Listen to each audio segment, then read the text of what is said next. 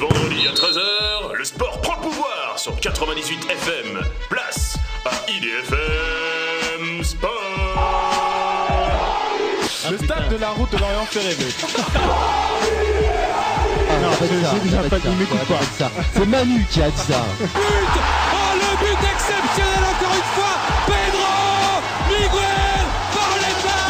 Nanterre, un club qui était en dernière division de département il y a quelques années, qui est champion de France. Donc affaire à suivre, tout simplement, affaire à suivre. Elle est à nous celle-là. Les mecs de Paris sont balèzes. Ils sont balèzes les mecs de Paris.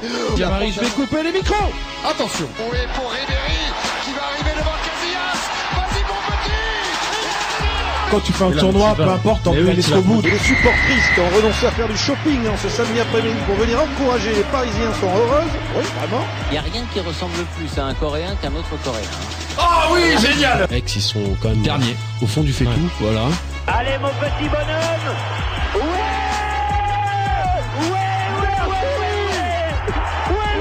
mon petit bonhomme, bravo! Et puis comme dirait l'autre, après avoir vécu une saison comme ça, on peut mourir tranquille en tout cas.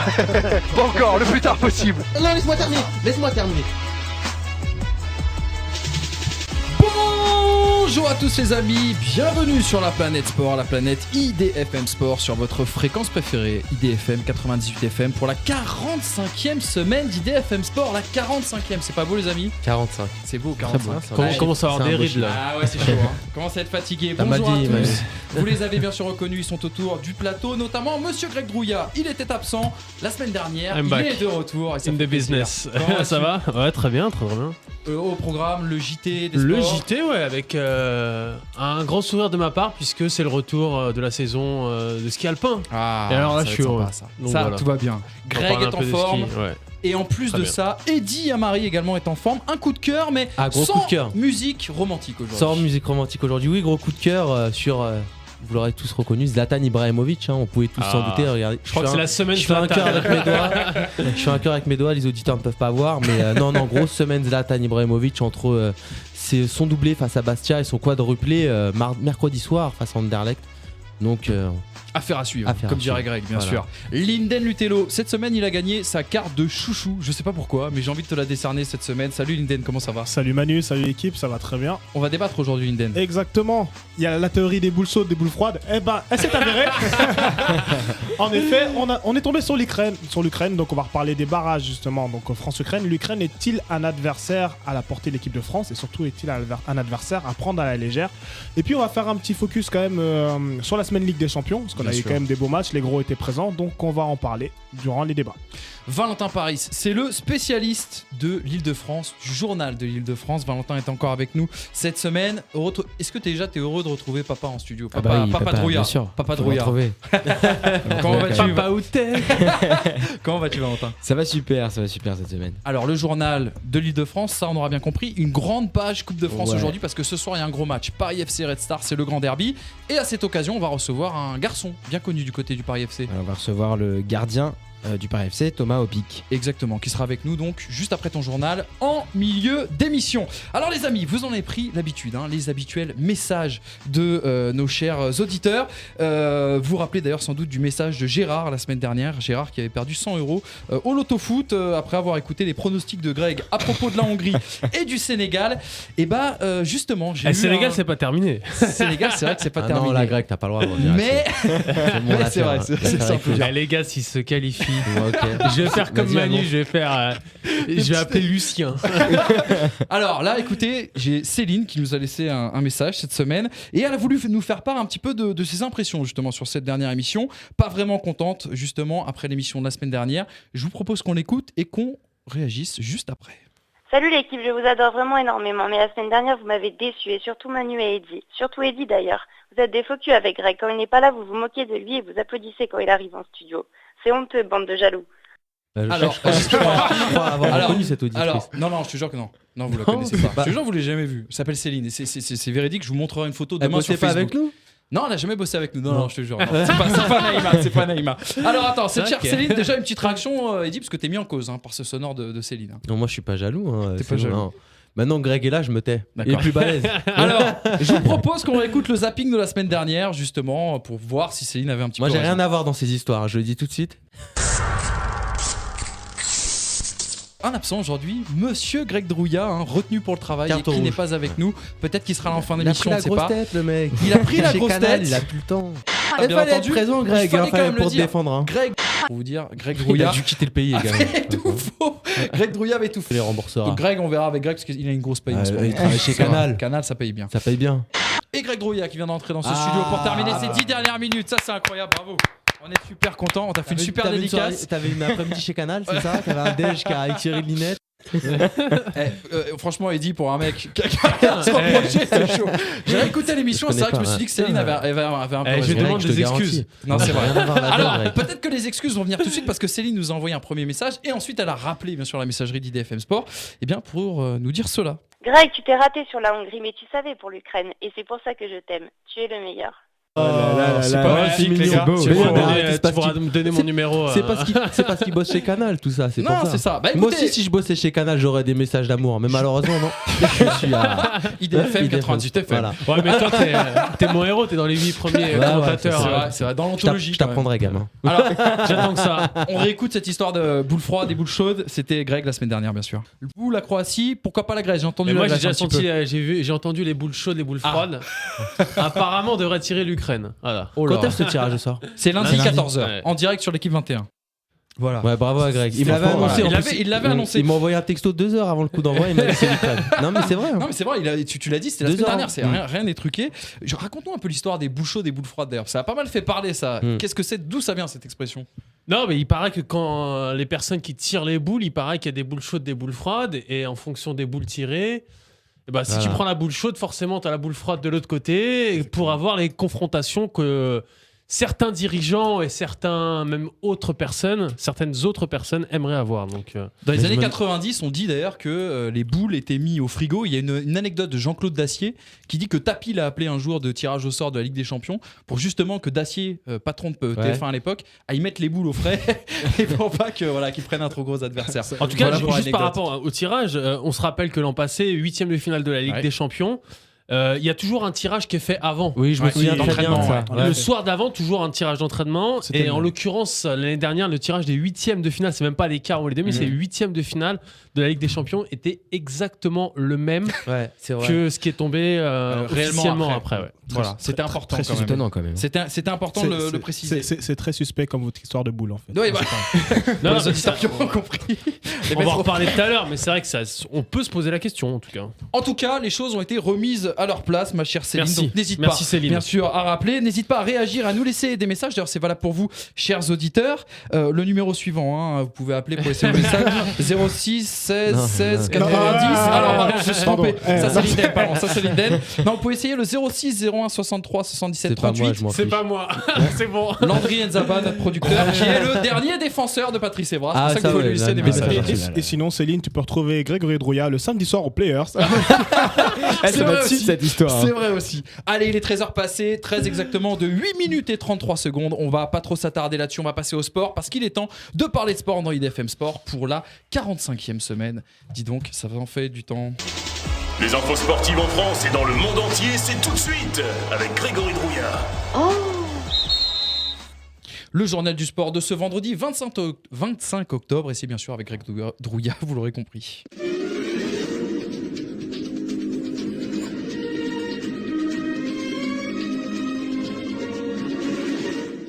Et justement Greg, on commence ce journal avec du football. Du foot et la 11e journée de Ligue 1 qui démarre ce soir à 20h30 avec un très très beau match. Nantes 4e qui accueille Lille 3e. Ce serait bien qu'il y ait un nul pour Paris, voilà. Ah, ça serait parfait. Demain à 17h, Marseille 5e accueille Reims 13e. Il faut que les Marseillais se relancent.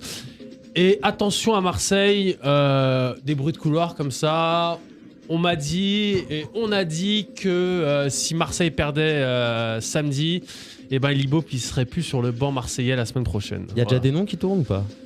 On a toujours Antonetti, et Eric c'est toujours Guéret. les mêmes. Eric Guéret, Ouais, ouais. ouais, toujours les mêmes. Ouais. Voilà, toujours les mêmes à Marseille.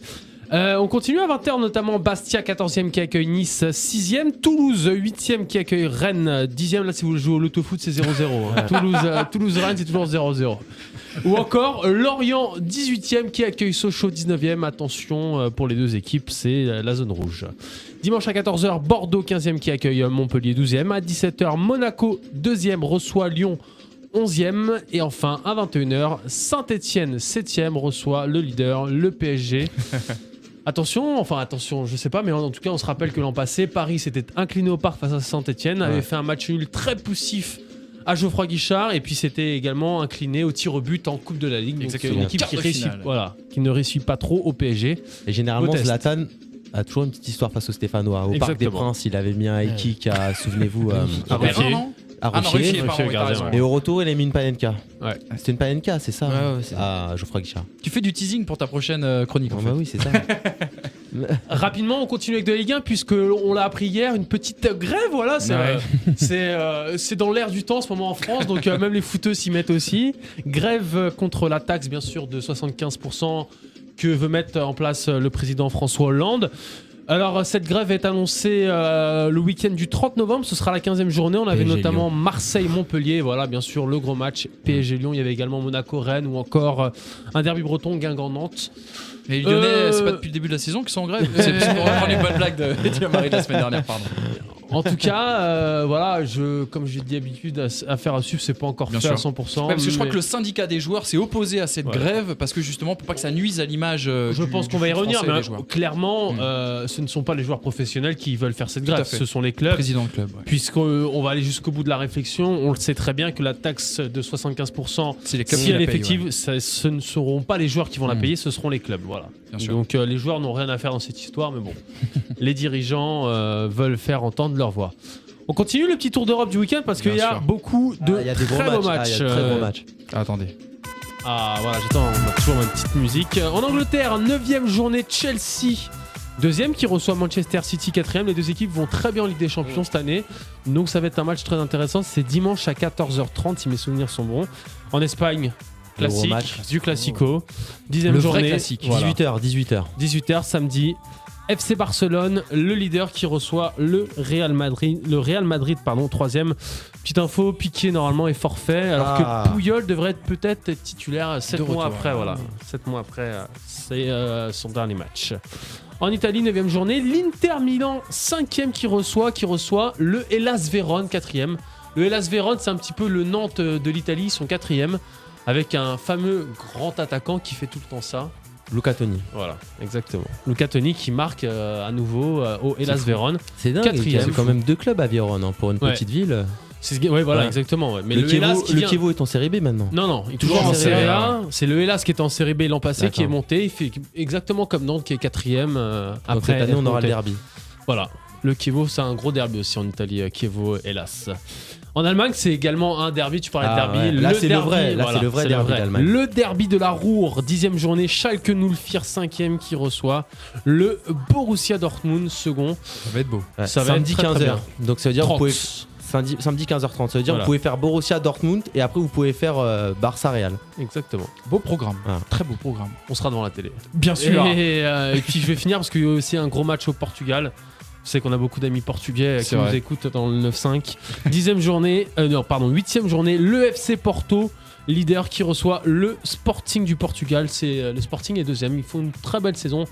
Ça faisait 2 ou 3 ans qu'ils étaient pas très bien et là ils font un très bon début de saison pour le Sporting du Portugal. Et ben il y en a pour tous les goûts en tout cas dans ce beau programme. Merci en tout cas, c'est tout pour le foot, Greg. C'est tout pour le foot. Eh ben on passe tout de suite au rugby si vous le voulez bien avec la 10e journée. Exactement. De top 14 avec ce soir à 20h45 Bayonne qui reçoit Montpellier. Et puis Bayonne, on l'a appris à Bayonne depuis hier. Et ben Mike Phillips, le demi de mêlée du 15 gallois s'est fait virer. Voilà, limogé. Parce que, et ben il picole trop. Voilà. C'est ça l'ambiance rugby, les amis. Il est arrivé, c'était mardi, il est arrivé totalement bourré à la séance vidéo. C'est pas mal. C'était une fois de trop pour les dirigeants de Bayonne qui l'ont tout simplement limogé. C'est quand même un gros joueur. Hein. Ouais, bien sûr. Mike Phillips, on se rappelle, il avait marqué un essai contre l'équipe de France en demi-finale de la Coupe du Monde 2011. C'est lui qui avait marqué l'essai. C'est pas facile les soirées avec Valentin. Il devait passer à Téléfoot juste après. En tout cas, voilà. C'est petit. Ouais. Demain à 14h55, c'est le choc Toulouse qui reçoit Toulon. À 18h30, notamment Castres-Biarritz ou encore Clermont-Brive. Et puis à 20h35, le derby francilien, le Racing Métro qui accueille le Stade français. Ouh, allez, le Stade français, bien sûr, comme Bien chaque sûr. semaine.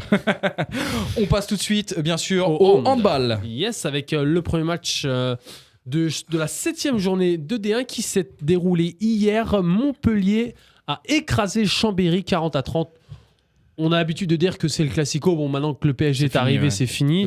Mais en tout cas, belle victoire des Montpelliérains, 40-30 sur Chambéry. Ce soir, le PSG justement se déplace à Saint-Raphaël. Aix-en-Provence reçoit Cesson-Rennes ou encore Dunkerque joue à Nîmes. Enfin, demain, Ivry accueille Dijon. Un petit mot de basket. Un petit mot de basket avec la 4e journée de Pro A. Demain, Nancy accueille Gravelines. Dijon reçoit Le Mans ou encore le retour de Greg Beugnot à Chalon-sur-Saône puisque le Paris-Levallois se déplace sur le parquet de Chalon-sur-Saône, bien sûr. Et puis dimanche, on aura le droit à Nanterre, le champion de France qui accueille l'Asvel. Lundi, Strasbourg reçoit Cholet. Enfin, mardi, Antibes accueille Roanne. Vous écoutez bien sur IDFM 98 FM. Place au reste de l'actualité sportive en France et autour du monde. En tennis à Valence, Jérémy Chardy affronte en quart de finale le russe Toursounov. À Bâle, Édouard Roger Vasselin, j'ai du mal à le dire, est opposé en quart de finale à Brandt. Et puis le retour de Polo Mathieu. Et oui, il a enfin gagné 2 matchs en 2013 puisqu'il affronte cet après-midi en quart de finale Juan Martín del Potro. Ça va être chaud pour Polo, mais bon, il a gagné 2 matchs, c'est bien pour lui, il va rentrer dans le top 100. Ce qui veut dire qu'il sera qualifié pour le prochain Open d'Australie. Ça, c'est une bonne nouvelle. C'est bien pour Polo. Et puis, bien sûr, début dimanche du tournoi ATP Masters 1000 de Paris-Bercy. On l'attend tous un petit peu avec impatience. Exactement. On y sera la semaine prochaine. Bien sûr. Voilà. Toi, tu seras à Tahiti, mais nous, on non, sera je serai à Bercy aussi avant de partir à Tahiti.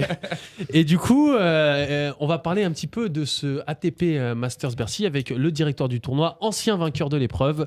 J'ai bien sûr nommé Guy Forget. Chaque année, on croise un petit peu les doigts quand ce BNP Paribas Master arrive parce qu'on se dit est-ce que les joueurs sont blessés, est-ce qu'ils vont pouvoir enchaîner Paris et Londres. L'année dernière, on a vu un petit peu ce que ça nous a coûté, notamment avec le forfait de Roger Federer. Cette année, on a un très bon concours de circonstances. On a la place numéro 1 mondiale qui va se jouer entre Nadal et Djokovic peut-être à la suite de ce tournoi. On a des garçons comme Roger Federer, tout simplement, qui n'est pas encore qualifié pour Londres et qui vient arracher sa qualification peut-être sur les cours du POPB. On a Richard Gasquet et Wilfried Tsonga qui peuvent eux aussi se qualifier pour ce Masters. On a 7 joueurs français dans le tableau final, dans un des plus grands tournois du monde en indoor. Donc voilà, on est confiant ce soir et on espère qu'on aura un très très beau vainqueur. Je reconnais bien ici le dirigeant du tournoi puisque on va quand même le rappeler aux éditeurs, Djokovic et Nadal ne se disputeront pas la place de numéro 1 mondial à Paris-Bercy puisque Nadal est numéro 1. Mais en tout cas, il a raison puisque ça fait très longtemps qu'on n'a pas eu le numéro 1 et le numéro 2 mondial présents à Bercy. Ils vont pas tout donner puisque le but de Nadal, c'est de gagner le Masters. La Masters Cup, on le rappelle, c'est un des seuls titres qui lui manque. J'ai regardé un petit peu, il lui manque la Masters Cup et 3 Masters Series sur les 12. Et ce monsieur aura tout gagné. C'est aussi simple que ça. Que ce soit Coupe Davis, JO, les 4 grands chelems, il aura tout gagné. Donc, je pense qu'il a vraiment dans un coin de sa tête de gagner la Masters Cup. Donc, il va pas se mettre à forcer. Après, où il avait raison, Guy Forget, c'est sur la qualification pour les dernières places entre les 2 Suisses, Roger Federer et Stanislas Wawrinka, et avec les 2 Français, Wilfried Tsonga et Richard Gasquet. 2 places pour 4 mecs, ça va être très très intéressant. Et le public parisien l'a compris, parce que je crois que c'est déjà à guichet fermé pour toute la semaine. Donc voilà, si vous réveillez maintenant, c'est trop tard. On passe au reste de l'actualité.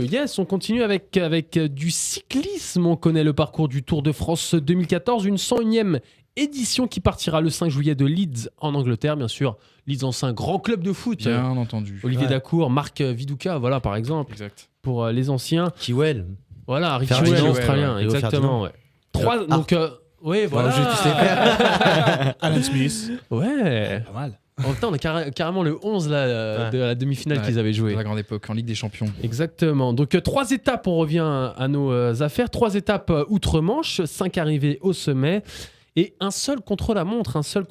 Alors, c'est la veille avant d'arriver à Paris, le 27 juillet. Alors, est-ce qu'on a voulu déstabiliser un peu Christopher Froome ? Eh ben, il va nous répondre, il va nous dire ça tout de suite. L'avis de Christopher Froome sur le parcours du Tour de France. Il y a un peu de tout. Il y a plus montagne que l'année passée, l'année dernière. il y a une contre-la-montre de 50 km et il y a le pavé. Avec tout ça, ça sera bien sûr un tour difficile. On peut le dire, Greg, pour répondre à ta question, il a parlé des pavés, donc il y aura de la place pour les baroudeurs, notamment bien sûr, en première semaine, ouais. dans le tout, on va dans faire tout un petit passage tour en est de la Belgique, France, voilà. tout à fait. Dans le Et nord et par dans contre, l'est. il va y avoir aussi beaucoup de montagnes. Oui, pas mal de montagnes avec pas mal de Pyrénées surtout, avec le retour du Tourmalet, le fameux Tourmalet qu'on aime tant.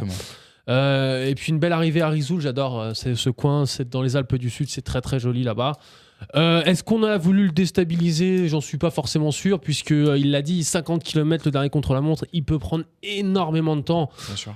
S'il est dans la même forme que l'an passé, il n'y aura pas de souci. Enfin, Surtout en haute montagne, voilà. Pas de souci pour lui. Hein. Est-ce que Bradley Wiggins sera de retour? Est-ce que Quintana sera encore meilleur que l'an passé? Beaucoup de questions, les réponses, c'est dans très longtemps. Cet été. Voilà, le prochain été. Je continue avec la F1. On parlait de grève. Alors, est-ce que le Grand Prix d'Inde aura lieu? Grande question. Est-ce que Sébastien Vettel sera sacré ce week-end? La réponse sera dans les heures qui arrivent, hein, puisque le Grand Prix d'Inde, est menacé, puisque l'État, je crois, c'est ça, c'est l'État exactement ça, ouais. où se doit courir ce Grand Prix dans un État d'Inde. Ils ont porté une réclamation à la Cour suprême d'Inde, donc du pays, puisqu'ils pensent qu'ils n'ont pas assez d'argent, c'est ça, tout simplement. Je crois qu'il y a une histoire aussi d'impôts qui n'ont pas été payés. Enfin, de l'an passé, voilà, c'est ça. C'est une histoire complètement c'est très compliqué comme histoire, ouais. Mais on n'est pas sûr, en tout cas, que ce Grand Prix se tienne. Donc, on va voir dans les prochaines heures. En tout cas, ce qu'on est sûr, c'est que Sébastien Vettel va être bientôt titré. Ouais, si c'est pas en Inde, ça sera après, sans doute. Voilà.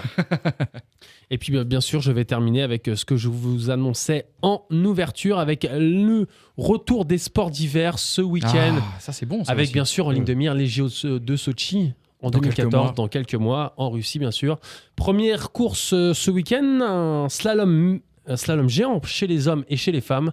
Ce sera à Zolden en Autriche. Eh ben si c'est pas beau, on te sent très content. Tu pars à Tahiti, mais tu vas t'intéresser quand même au sport d'hiver. Je vais regarder le ski, ouais. Ah, c'est bien. Ça, c'est un gars professionnel jusqu'au bout. Greg, je vais te faire écouter un petit son. Tu vas me dire ce que t'en penses. Zlatan. Et j'ai oublié mon film. Ah pardon, excuse-moi. Zlatan le film. Zlatan le film. Voilà, c'est tout ce que je voulais dire. C'était, tu vois, l'intro était Zlatan le film, calculée. lequel? Son film fait par Canal. Exactement. Bravo. Et donc tu bosses chez? Je sais pas. Jusqu'au bout. Non, mais c'est vrai qu'il est très bien. Très beau documentaire. On voit les origines de Zlatan. Dans la cité, dans les banlieues de Malmö. Non. Que très bien réalisé, très objectif. Moi, je me souviens d'un documentaire Canal+ sur Messi là qui était vraiment. Oui, il était pas terrible. Il cirait vraiment les pompes du joueur. Mais l'intégrale Zlatan était très bon. Il y a des images d'origine, c'est ça qui est très intéressant. Quand il est dans son canapé, quand il est jeune, là, c'est vraiment même super. dans le vestiaire, quand il met la misère à ses coéquipiers qui ont 35 ans et lui à 17 ans, il leur parle comme Il y a une anecdote surtout qui est marrante, c'est la maman de Zlatan ne parle pas suédois. Ouais. Et donc Zlatan, quand il signe son premier gros contrat à l'Ajax, il passe partout sur toutes les télés suédoises. Et sa mère, ne parlant pas suédois, le voit à la télévision. Et elle l'appelle, elle lui demande ce qu'il lui a fait parce qu'elle pensait qu'il était recherché par la police. Donc ça, c'est pas mal. Non, il est très très bien, faut le regarder, hein, franchement. Et bah avant de regarder ce documentaire, je vous propose de vous plonger un petit peu plus en immersion. En complément de ce documentaire, sur YouTube, vous pouvez retrouver une interview d'1 heure de Zlatan Ibrahimovic au micro de Beansport. Oui, qui est très très bien. Très bonne interview. Qui a été faite l'année dernière lors de son arrivée. Super après interview. Le match contre Saint-Etienne ou contre Lyon, je crois. Ouais. Parce qu'il y a un tag vraiment Saint-Etienne. Non, c'était Lyon. Non, c'était PSG. Après le vrai. Exactement. Une très très bonne interview pour retrouver sur YouTube. Et bah tout de suite, avant de passer à l'interview, avant de passer au documentaire, je vous propose qu'on passe à l'humeur de la semaine de Monsieur Eddy Amari. Énervé, triste, euphorique, ému, place à l'humeur d'Eddy Amari. Le passager Zlatan est attendu porte Zlatan pour un embarquement immédiat. Zlatan.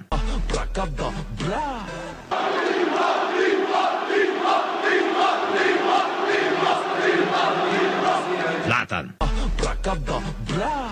Ici. Zlatan. Ibrahimovic. Oh, magnifique! Extraordinaire geste! Il nous aura tout fait dans sa carrière. Une talonnade d'Ibrahimovic, ça c'est toute l'inspiration d'un véritable génie de l'histoire du foot. Zlatan. Dans une napalm, frappe ça dans la transversale, je de Paname comme Zlatan. Zlatan. Esprit serré comme une schneck de taille. Tu connais rien au son comme Fred de Sky. L'industrie me fait rire, ha ha ha ha. Car c'est mort, reviens CVA.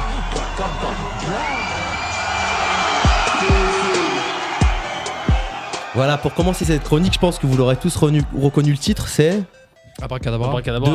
de Booba. Voilà, Abracadabra de Booba. Donc Booba, qui pour la réédition de son album, pourrait faire un remix de ce titre Abracadabra avec comme texte, moi je sais pas, j'ai pensé à quelque chose comme la concurrence me fait rire, ha ha ha ha, Zlatan revient sévir, Ibracadabra.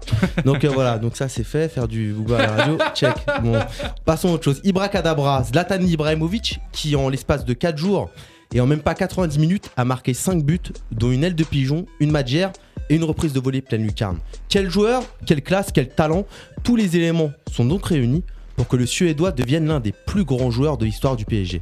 C'est pourquoi, Zlatan, aujourd'hui, je te lance un appel pour que tu ne gâches pas tout.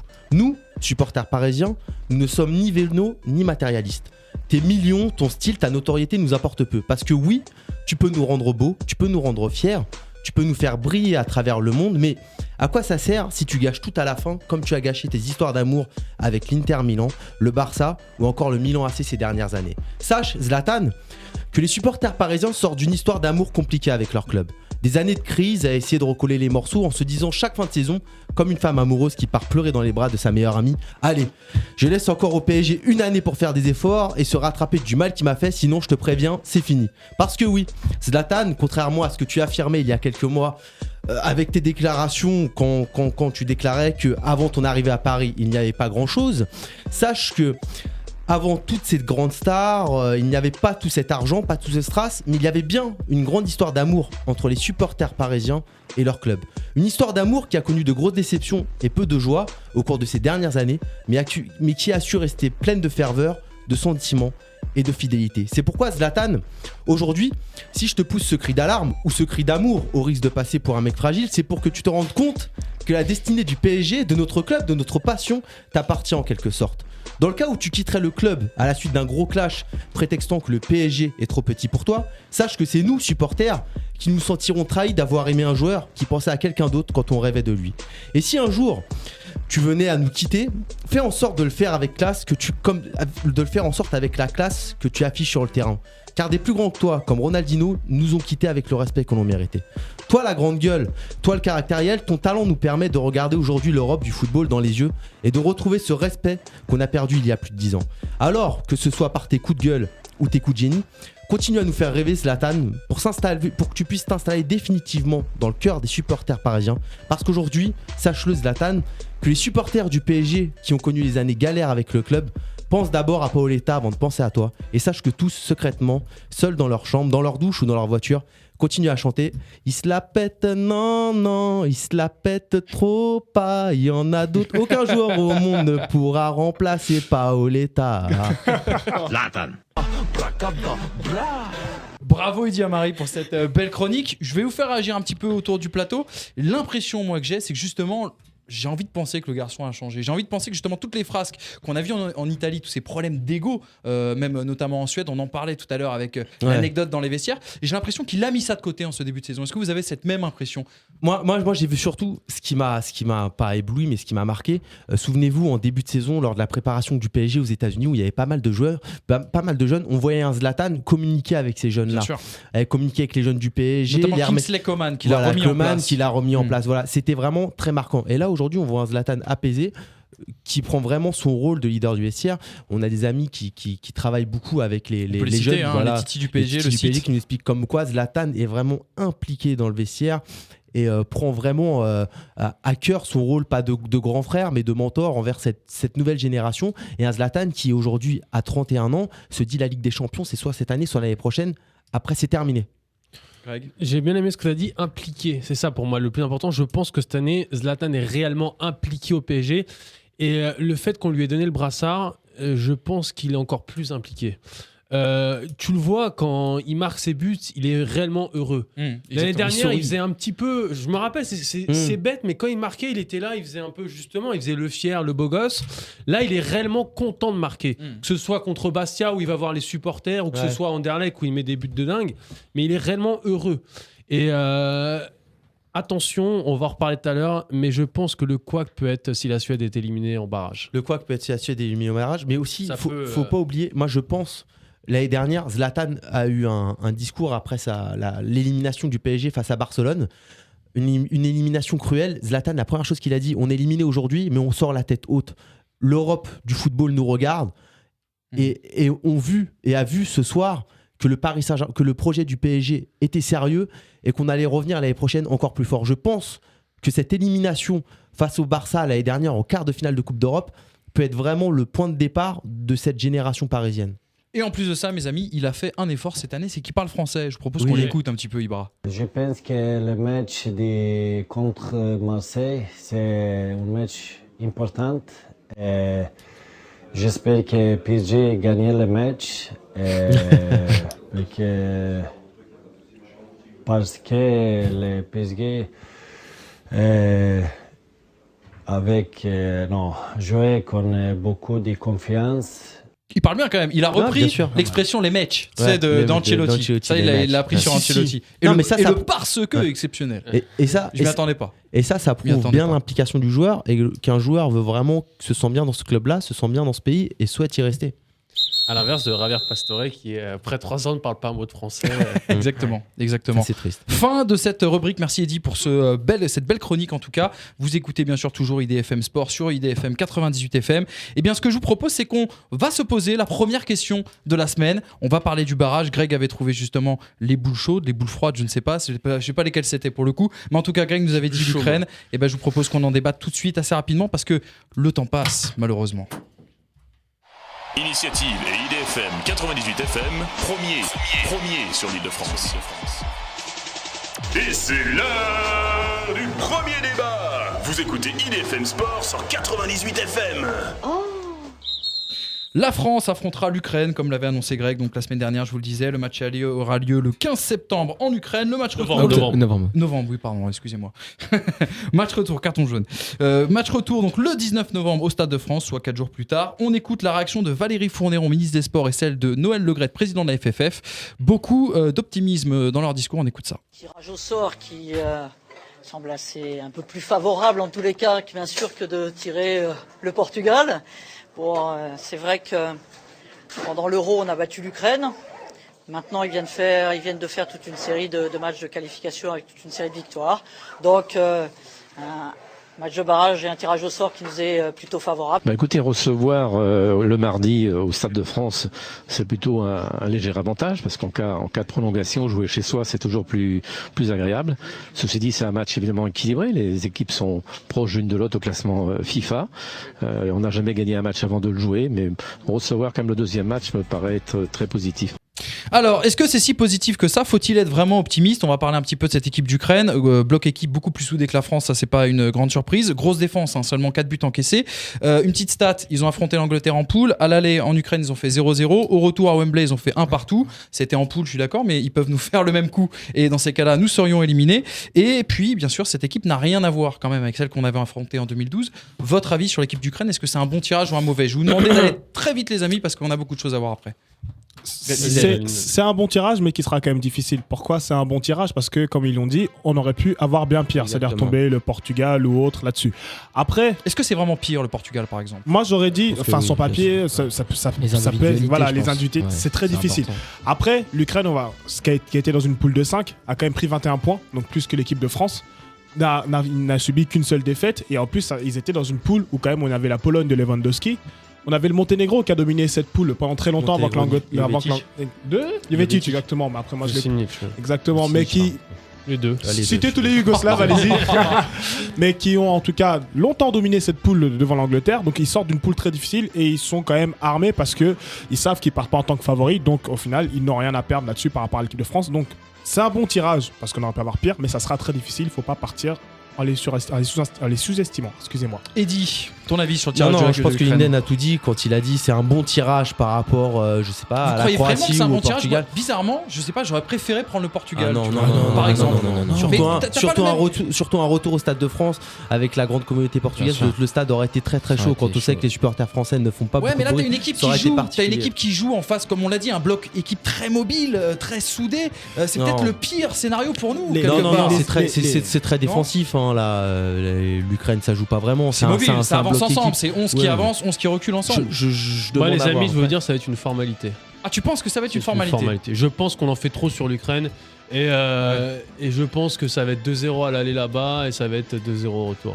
C'est l'année dernière ou il y a 2 ans? Non, c'était il y a 2 ans. On gagne je vois pas ce que l'Ukraine peut faire, honnêtement. Hein. Je vois pas ce que l'Ukraine peut faire. Tu sais, tu fais 0-0 là-bas. Exactement le scénario que je t'explique. Tu fais 0-0 là-bas en Ukraine au mois de novembre. Je vais essayer d'imaginer les conditions, 6 heures de vol, 6 heures de décalage, machin. Et tu prends un partout. Je sais pas, tu mènes et puis tu prends un but en contre et puis tu fais un partout. T'es dehors. Tu vas pas à la Coupe du Monde. Après, c'est censé être une formalité. Après, ça dépend quelle équipe de France on a. C'est toujours la même chose. Voilà, exactement. On n'est pas sûr nous-mêmes de ce qu'on vaut et de ce qu'on peut produire. Donc, surtout c'est juste vis-à-vis de nous-mêmes. Si on n'est pas discipliné, juste pour faire écho à ce qu'on disait la semaine dernière, si on n'est pas discipliné, on peut se faire sortir par l'Ukraine. Moi, c'est mon avis. Très après, nous, on a tous l'image aussi de l'Ukraine lors du dernier Euro. L'Ukraine qui a vraiment été pas terrible. On a également aussi l'image. L'équipe a changé quand même. L'image du 4-1 qu'on avait remporté, souvenez-vous, avec le doublé de Marvin Martin en Ukraine. Mais après, comme vous le disiez. On n'est pas sûr déjà de nos forces et avec la bombe de Patrice Evra durant la semaine, ça change encore plus les donnes. Et puis l'Ukraine depuis ça a progressé, surtout parce que ça s'appuie surtout sur les joueurs du Shakhtar, c'est-à-dire le club qui emmène un petit peu le pays. Et c'est le 4 à Leverkusen. Oui, j'allais dire en dehors de ça, le gardien exceptionnel. J'ai pensé à dire en dehors de ça, en dehors du quoi qu'il y a eu justement 4 à Leverkusen, quand même le Shakhtar c'est une équipe qui progresse chaque année, on a vu. Et je pense que l'équipe d'Ukraine s'appuie surtout aussi sur ce qui se passe au Shakhtar et les joueurs qui s'appuient là-dessus. Donc c'est au niveau du jeu, de la construction équipe, le bloc équipe, forcément il y a une progression par rapport au doublé de MM comme on disait.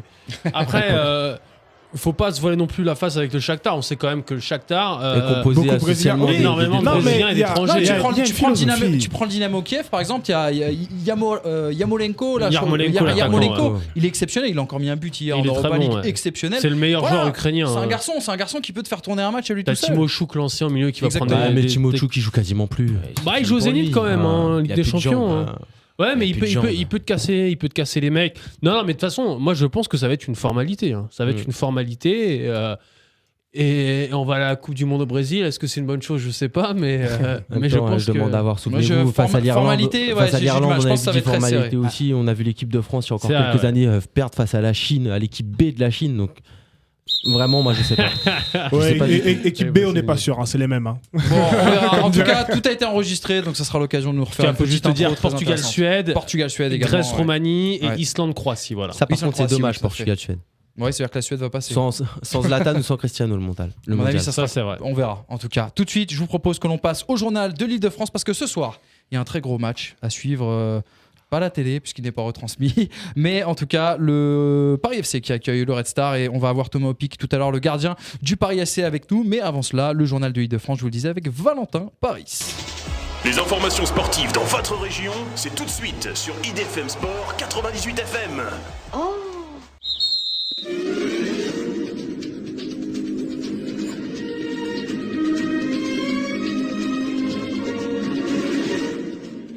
Et Valentin, on commence bien sûr avec du football comme chaque semaine. Ouais, on commence par du football et la Ligue 2 avec Créteil qui accueille ce soir le CA Bastia à Duvauchel.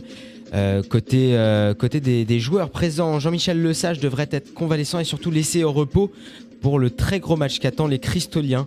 Dans la semaine, mardi prochain, ils affronteront Toulouse, pensionnaire de Ligue 1, en 16e de finale de la Coupe de la Ligue.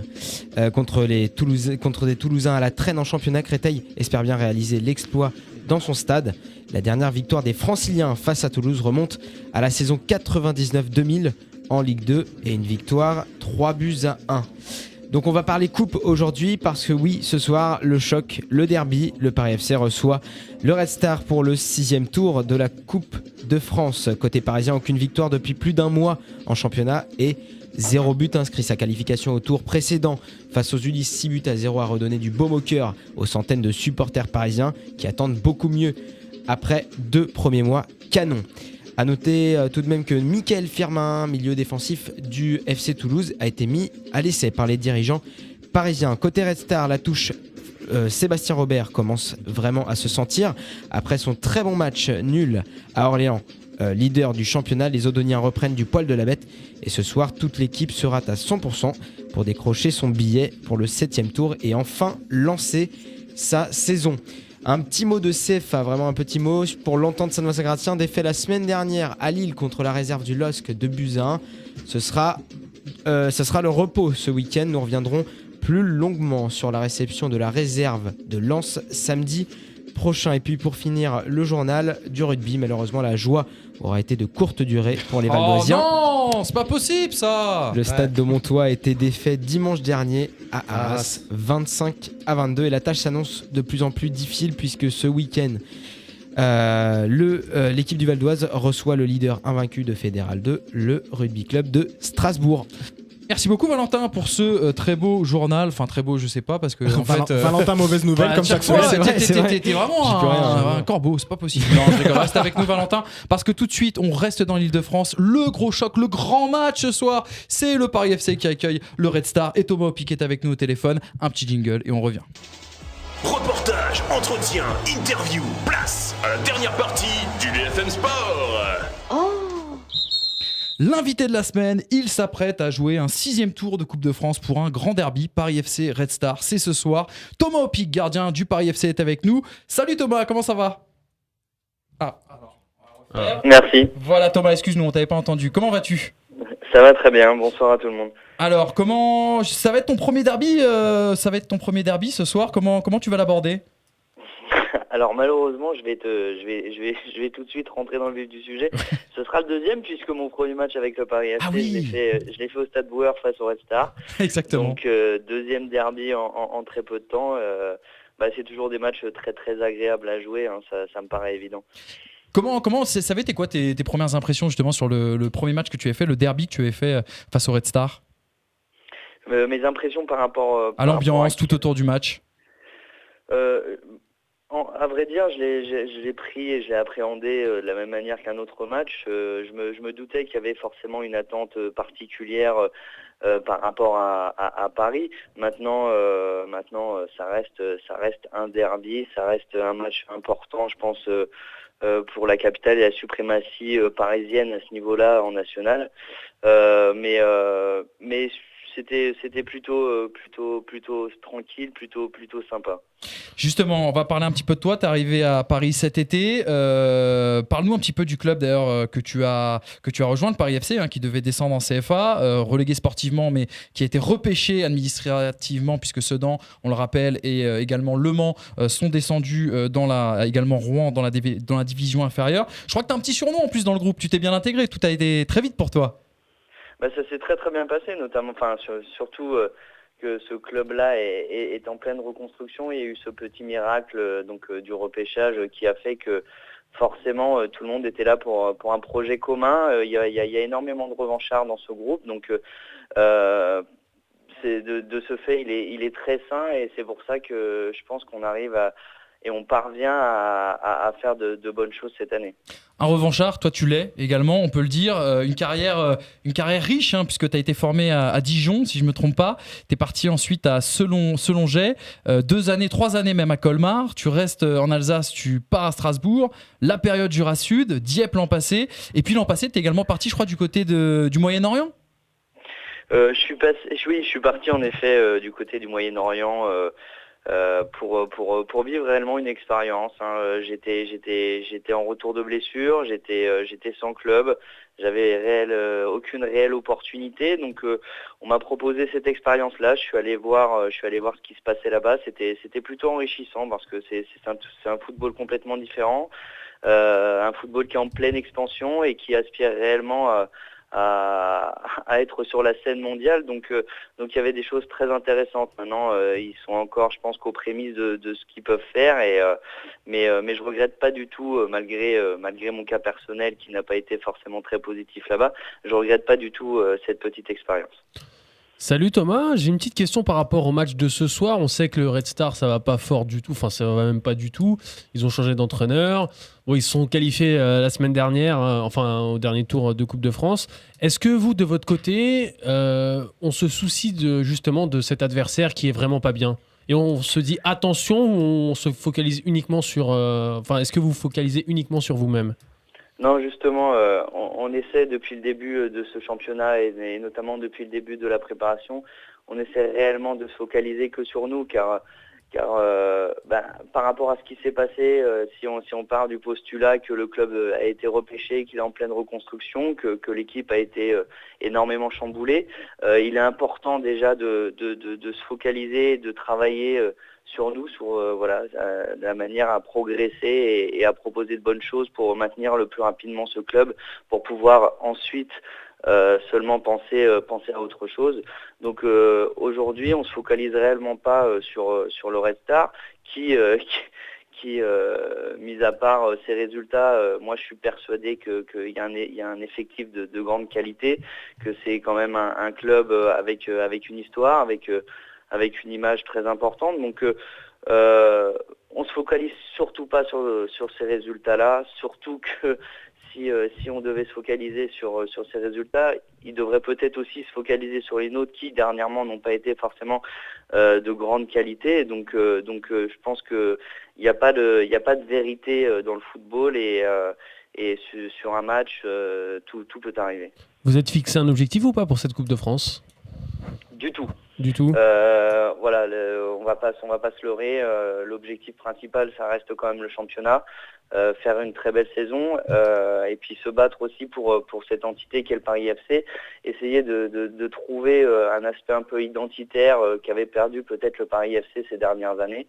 Et on est vraiment dans cette optique-là, sur ce projet commun. Et la Coupe de France, c'est un bonus, et histoire de se faire plaisir et peut-être aussi de transparaître une image correcte, une très bonne image du football qu'on peut produire au Paris FC. Alors Thomas, nous on va dire, à chaque fois qu'on a eu un invité dans cette émission, on lui a porté bonheur. La première fois c'était l'Entente Salon-Saint-Gratien, une semaine après ils étaient leaders. La fois précédente c'était le Red Star de Sébastien Robert, et derrière ils sont invaincus depuis qu'ils sont passés à cette émission-là. Thomas, on peut te souhaiter quoi, d'être titulaire à chaque match maintenant ? On va te porter bonheur, je te le dis. En effet, je veux dire, c'est comme moi ce que je pense c'est réellement, je suis arrivé là pour l'entité Paris FC, je me mets au service du groupe. Après, c'est vrai qu'il y a forcément des objectifs personnels, et mon objectif est de jouer chaque match. Ça me paraît évident. On est compétiteur ou on l'est pas. Et mais voilà. Dès qu'on fera appel à moi, en tout cas, j'essaierai de répondre au présent, sans langue de bois, bien entendu. Une dernière question avant de te laisser partir. Ton surnom, El Toro, pourquoi ce surnom ? D'où ça vient ? Dis-nous tout. Alors, d'où ça vient ? C'est Larbi qui est un fidèle supporter du Paris FC, qui est là à chaque entraînement. Tonton Larbi qui est là à chaque match. Et durant ma semaine d'essai, il a pensé à ce surnom. Alors maintenant, peut-être qu'il serait plus juste et plus judicieux de l'appeler lui pour savoir d'où ça vient, parce que j'en ai aucune idée réellement. Avec tonton Larbi ça part toujours un petit peu n'importe comment. Merci. Mais bon, c'est plutôt convivial, donc c'est aussi ça qu'on recherche au Paris FC, et je pense que c'est important de dégager et de transparaître cette image-là. Merci beaucoup Thomas, en tout cas, d'avoir été avec nous. On te souhaite, on va dire merde, on touche du bois pour toi en tout cas, pour que toutes les galères soient derrière PFC, toi. On peut le dire. Et puis aller le PFC, non, c'est vrai que c'est un peu problématique pour moi, mais non, c'est vrai. On espère en tout cas que ce soir, ça sera un grand match pour toi et pour le Paris FC. C'est gentil, je vous remercie beaucoup. Et à bientôt du côté de Colmar, Thomas. Espérons. À bientôt, merci beaucoup Thomas, et bonne soirée, et merci à Thomas Pic bien sûr qui avait été avec nous pour parler de cet incroyable derby Paris FC Red Star ce soir, Stade des Gérines, bien sûr 20h, nous y serons notamment. On fait un petit focus sur la Ligue des Champions en 2-3 minutes. On va pas avoir le temps de dire beaucoup de choses les amis, parce qu'on l'avait dit, cette émission nous prend beaucoup de temps. Je vais accélérer, on passe tout de suite à la Ligue des Champions. Non, c'est pas celui-là. Toujours plus de sport, toujours plus de débats sur IDFM Sport 98 FM. La Ligue des Champions, on l'a dit, la victoire du Paris Saint-Germain 5-0 sur le terrain d'Anderlecht, la défaite de l'Olympique de Marseille 2-1 face à Naples à domicile. Moi, j'ai pas envie qu'on parle des équipes françaises, on a 5 minutes, j'ai envie vraiment qu'on parle un petit peu plus des autres équipes, des autres grosses cylindrées européennes. On n'en a pas parlé la dernière fois. Quelle est l'équipe qui vous a le plus impressionné ? Je vais commencer par toi, Greg. Bayern. D'accord. Pour quelle raison ? Favori. Bah, c'est une machine au même titre. Après, c'est pareil que le PSG, ils ont joué un petit peu des chèvres, donc on peut pas encore trop. Mais ce qu'ils avaient fait à City la dernière fois, c'était impressionnant, puisque City est quand même pas mauvais cette saison, vraiment pas mauvais. Je pense que le Bayern est encore un cran au-dessus de tout le monde cette saison. Valentin, ton avis, toi ? Alors, oui, le Bayern, mais j'ai bien aimé aussi l'Atlético Madrid. L'Atlético Madrid, c'est pas bête. Ça, faut mettre une pièce sur ça. C'est vrai. Franchement, ils ont bon, c'était pas grand-chose en face, mais vraiment, ils m'ont impressionné. J'ai vu un long résumé et Diego Costa, une très très bonne équipe. Qui a mis son premier but en Ligue des Champions cette semaine, non ? Oui, il en a mis deux même. Deux, exactement. Il a mis un doublé c'est vrai. contre l'Austrie.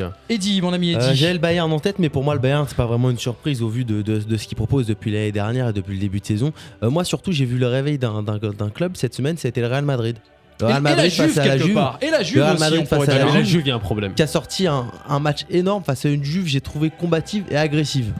Juve portée intéressante. par Pogba. Il faut que Deschamps regarde les matchs de Pogba à la Juve et il verra comment il faut jouer avec en équipe de France. Très propre dans les sorties ballon. Ça vous a pas rassuré de voir la Juve justement aller chercher même s'ils perdent à la fin un bon match quand même du côté du Real. Oui, non mais après la Juve, à la Fiorentina, il y a un souci. La Juve s'est mise à jouer à 10 au bout de l'heure de jeu. Dans le collectif, c'est pas très huilé. Tu sens qu'un garçon comme Tevez croque encore un petit peu. C'est dommage. Moi, j'attendais vraiment la Juve. C'est censé être plus fort que l'an passé. Ils ont la même ossature avec une arrivée, enfin deux arrivées même avec Llorente et Tevez.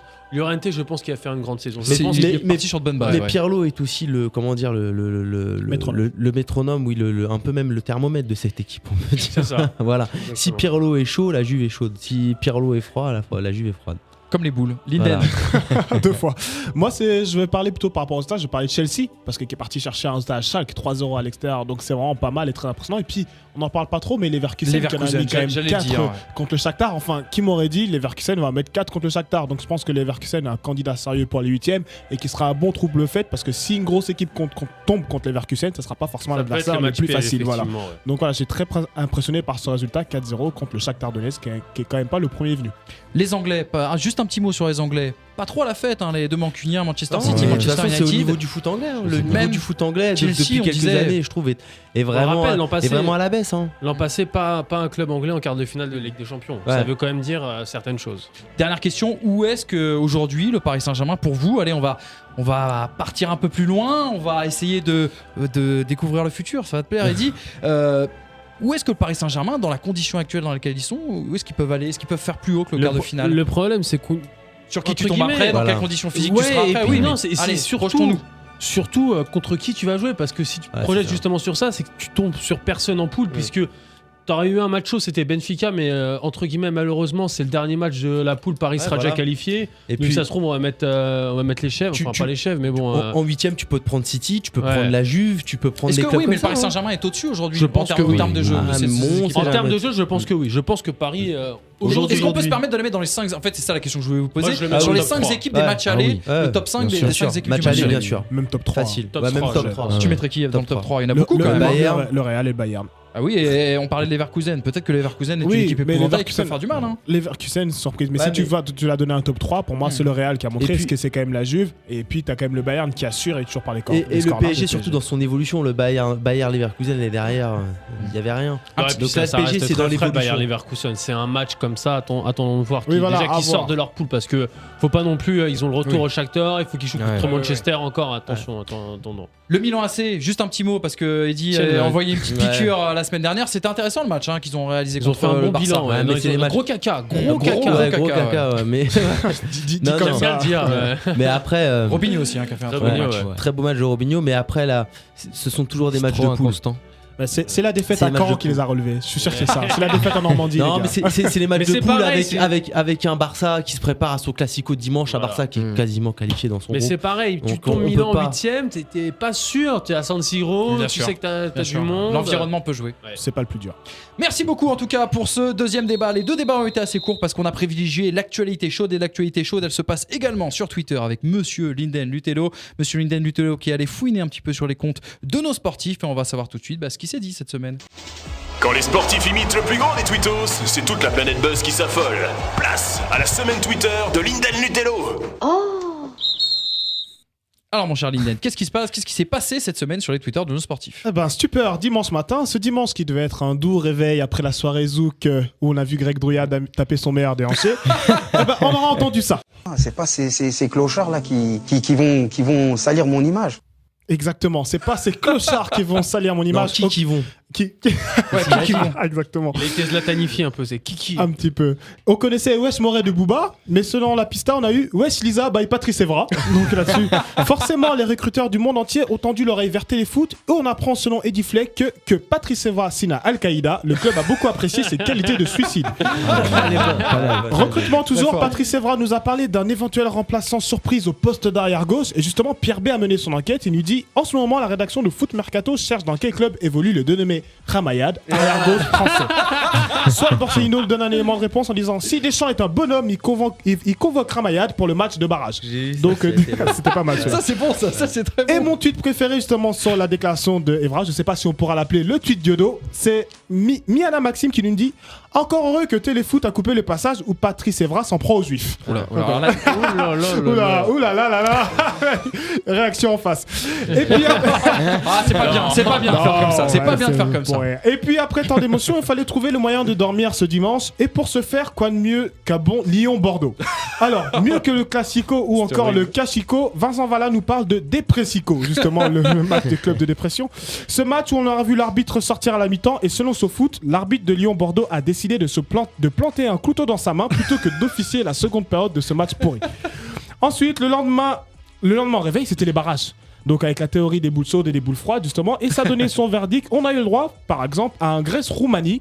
Et voici quelques réactions de nos experts. Déjà, le compte fake de Bernard Tapie qui nous dit Grèce-Roumanie, un match facile à acheter. Oh là là. Et justement pour et pour les acheteurs potentiels, nous avons l'adresse du match. C'est Mike DPG qui nous la donne, qui nous dit Grèce-Roumanie se disputera au City Stade de Carpichonville en face du rond-point de Carrefour. Donc pour montrer à quel point les deux équipes sont en galère. Et puis pour finir, on a eu le droit avant-hier donc à Zlatan qui est la mi-4 tout simplement et qui a fait réagir Michael Youn qui nous dit Ibrahimovic a l'impression qu'il est en 4G quand les autres joueurs sont encore au Minitel. Et pour finir, Miana Maxil qui revient sur la chronique et qui nous dit bon, après tout, marquer 3 buts contre Anderlecht, c'est comme voler le sac d'une mémé. C'est très beau. Voilà, ça sera tout pour la chronique Twitter de cette semaine. Merci beaucoup Linden Lutello pour sa magnifique chronique Twitter que vous plébiscitez chaque semaine. Merci beaucoup à Greg Drouillard. Merci. Et bon voyage mon ami. Ouais, mais on sera là encore la semaine prochaine. Ah, la semaine prochaine t'es là. Là je suis rassuré. Eddie est déçu. Il voulait se tailler la semaine prochaine. Moi je vais venir avec lui. On va essayer de ramener du lourd la semaine prochaine. Ah, ça c'est une bonne nouvelle. Et il y a plein de surprises en tout cas pour la semaine prochaine. Juste quand même, on les a bombardés pendant 2 semaines. On va le dire quand même, Lyon et Bordeaux ont gagné en Europa League hier soir. Bien joué, bien vu en effet. 2 victoires pour les Lyonnais et les Bordelais. Espérons que ça dure, on touche du bois également. La semaine prochaine, une semaine très spéciale mes amis parce que IDFM Radio Anguin fête ses 30 ans. Oui, 30 ans. Alors nous, on va souhaiter un joyeux anniversaire quand même à notre radio préférée. Bien sûr. Et puis dire qu'on est quand même fiers de faire partie de cette radio, voilà. Oui. Toutes ces choses-là et qu'on a encore un bout de chemin ensemble à faire. Ça, c'est l'émission d'après, en fait. C'est le nom de l'émission d'après. Hein. C'est Isabelle Gonce. Belle transition, voilà. Manu. Tout à fait, belle transition. Merci en tout cas, Valentin. Merci à toi, Manu. Eddie. Merci Linden. Merci à tous en tout cas d'avoir profité de cette belle émission. Joyeux anniversaire à la radio et on se quitte avec un message d'amour. On se quitte avec Céline. Allez, on se quitte avec Céline. Greg, tu t'es raté sur la Hongrie, mais tu savais pour l'Ukraine, et c'est pour ça que je t'aime. Tu es le meilleur. C'est magnifique. Merci Greg, merci à tous, bonne journée, et tout de suite, un bout de chemin ensemble. IDFM Sport est une émission du groupe Initiative. Retrouvez-nous sur Twitter, Facebook et initiative.com. Zlatan.